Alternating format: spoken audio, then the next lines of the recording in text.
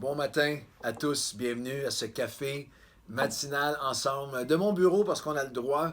Maintenant, nous avons les permissions sanitaires de revenir au bureau. Mais bien franchement, on va, dès la semaine prochaine, poursuivre les cafés matinaux de la maison. Il y a quelque chose de chaleureux de ma maison à la vôtre avec Chantal aussi qui va revenir pour la journée de prière. Nous sommes dans une semaine particulière avec le décès de George Floyd, avec toutes ces émeutes qui prennent place, avec manifestations parfois qui tournent à l'émeute, avec toute cette discussion et ce cri un peu partout à travers le monde maintenant concernant la discrimination et tout ça. Et moi, j'ai reçu plein de courriels suite à la présentation que j'ai faite sur Facebook. Si vous n'avez pas vu mon posting sur Facebook, concernant tous ces événements, vous allez simplement aller voir tant sur notre chaîne YouTube que sur la page Facebook de Nouvelle Vie ou la mienne personnelle. En 48 heures, il y a plus de 20 000 vues. Alors, on a mis le doigt sur quelque chose, je pense, qui est important pour vous.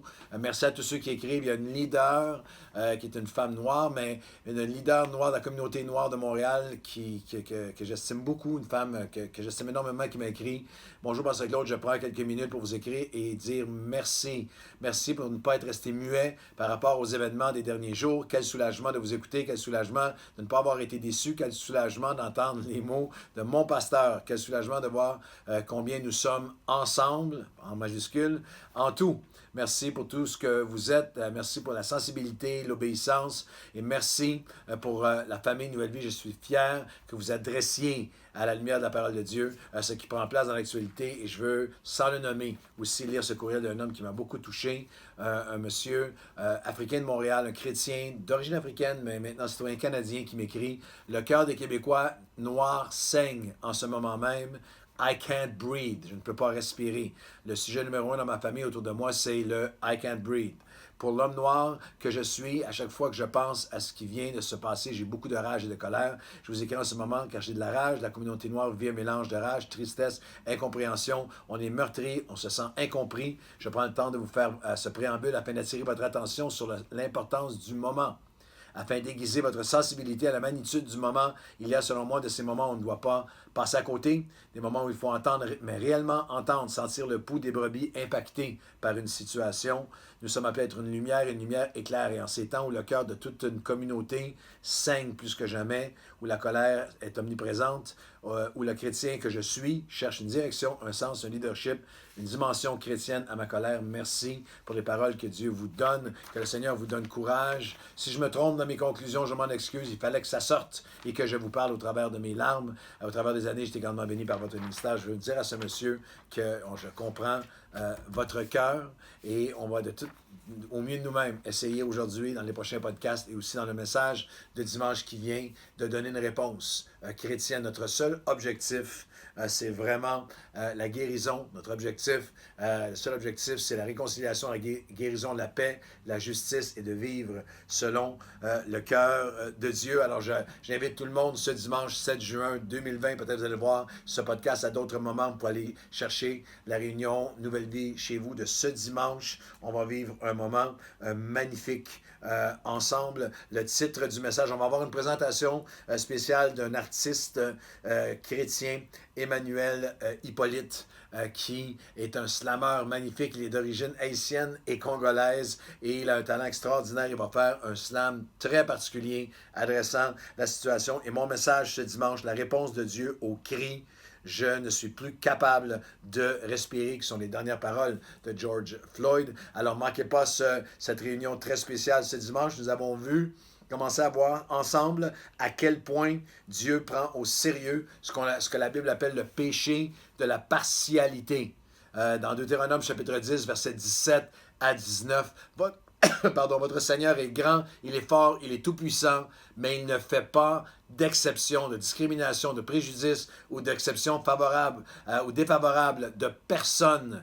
Et il ne peut pas être corrompu. Dieu est le Dieu qui est dans l'impartialité et il nous appelle à l'aide. Dans 2 Chroniques 19, versets 5 à 7, on a vu hier: Prenez garde à ce que vous prononcez, prenez garde à vos actions, car il n'y a chez l'Éternel aucune iniquité, aucune inégalité, ni d'égard pour l'apparence, ni d'injustice. Et on a vu ensemble hier que une définition de la partialité, c'est d'avoir un préjugé favorable, de faire preuve de favoritisme envers certaines personnes ou un préjugé défavorable ou de discrimination envers d'autres. C'est ça que Jacques adresse dans Jacques chapitre 2.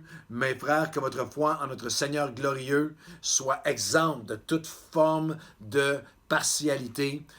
Il donne un exemple d'inégalité économique de quelqu'un qui rentre dans l'Église qui paraît être très, très en moyen des hautes sphères de la société et l'autre qui entre, qui a l'air d'arriver directement de la rue et le traitement inégal qu'il reçoit. Et Jacques dit, ne faites-vous pas en vous-même alors une distinction, un jugement, ne jugez-vous pas sous l'inspiration de pensées qui sont mauvaises. Et Dieu déteste l'inégalité, il déteste toute forme d'impartialité. Puis je vais vous dire pourquoi. 4 raisons aujourd'hui et demain. 4 raisons pourquoi Dieu déteste-t-il tant toute forme de discrimination. Et la première, c'est parce que la discrimination oppose, remet en question, diminue et salit la pensée créatrice de Dieu. Dans la pensée créatrice de Dieu, c'est Dieu qui a créé. La diversité est dans le cœur de Dieu. La différence de couleur de peau, la diversité entre hommes et femmes, la diversité des âges. Dieu a fait que l'être humain va un vieillissement, il va y avoir sur la terre, dans ses intentions divines, la diversité d'âge, d'hommes, de femmes, de nations, de cultures. Et dans la pensée de Dieu, cette diversité nous enrichit et représente son cœur à lui pour toutes les nations. Dans Actes des Apôtres, au chapitre 17, et les versets 24 à 27, le Dieu qui a fait le monde, tout ce qui s'y trouve, le Seigneur du ciel et de la terre. Il donne à toute vie respiration. Il a fait les hommes sortis d'un seul sang.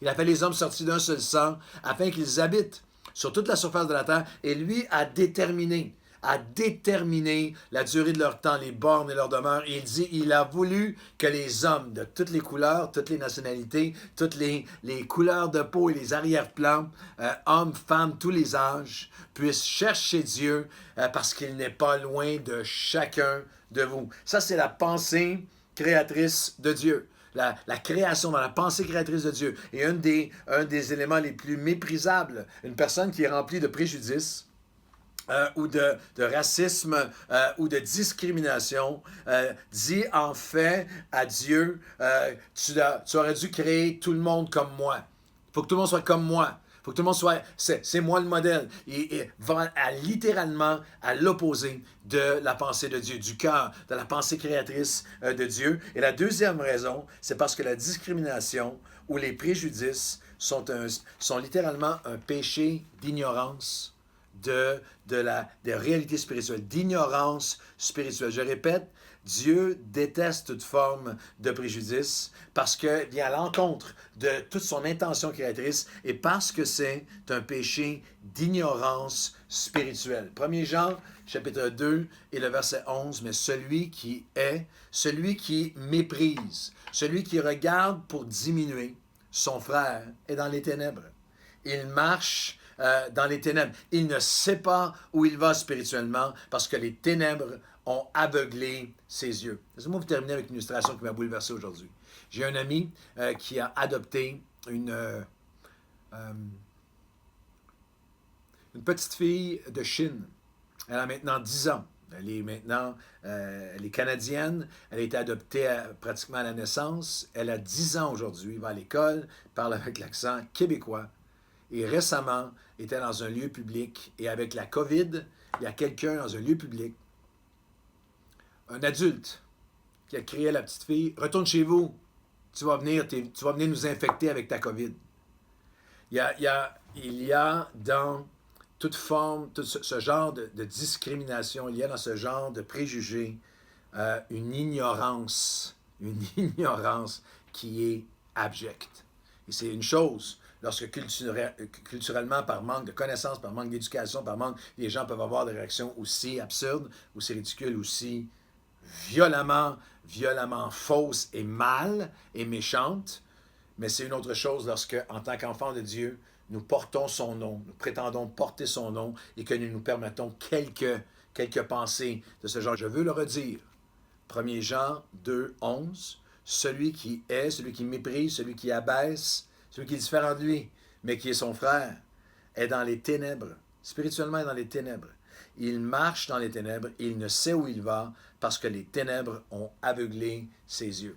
J'aimerais qu'on puisse prier ensemble. Aujourd'hui, notre prière en est une. Nous prions pour la justice, nous prions pour la paix dans notre société. Nous prions pour la guérison des cœurs. Je pense à mon ami, notre ami qui nous a écrit avec la douleur dans son cœur qui me touche profondément. Je prie, je pense à cette jeune fille que je vous fais la mention, cette jeune fille québécoise d'adoption chinoise. Quelle folie d'avoir apporté un joug pareil. J'ai à cœur de prier également pour que nous puissions, Seigneur, viens ramener mon cœur au diapason de ta création et ramener mon cœur au diapason, Seigneur, de tes intentions divines. Alors aujourd'hui, Seigneur, donne-nous ton cœur. Je veux prier pour la paix. Je veux prier pour la justice. Je veux prier aujourd'hui pour tous ceux, Seigneur, qui ont été victimes d'injustice, ceux qui ont la rage au cœur, ceux qui ont vu ces événements les ramener à des événements qu'ils ont vécus dans leur vie, où ils ont été ostracisés, où ils ont été discriminés, on a discriminé contre eux, où ils ont été traités avec injustice et parfois même avec violence, avec préjugés. Seigneur, je te demande par ton esprit, ton onction d'apaisement, ton onction de guérison. Seigneur Dieu, je te prie pour que tu puisses venir nous saisir en tant qu'Église, que parfois notre silence devient en fait de nous des complices. Alors nous ne nous tairons pas et nous déclarerons, Seigneur, que toute forme de préjudice va à l'encontre de ton intention créatrice et que toute forme de préjudice est en fait un péché d'ignorance. C'est toi qui as créé tous les hommes à partir d'un seul sang et tu désires que chacun d'entre nous puissions être transformés à ton image et que nous puissions te connaître et nous être réconciliés avec toi et marcher comme des modèles de paix, des modèles de réconciliation, de paix et de justice. Alors viens guérir nos cœurs, viens rediriger nos cœurs, viens enseigner nos cœurs. Nous connaîtrons la vérité et c'est la vérité qui nous libérera. Alors viens nous libérer par ta vérité, ton amour, ta justice, ton amour égal et parfait envers tous les hommes, quelle que soit la couleur de leur peau, dans le nom de Jésus. Et tout le monde dit Amen et Amen. Bonne journée et à demain.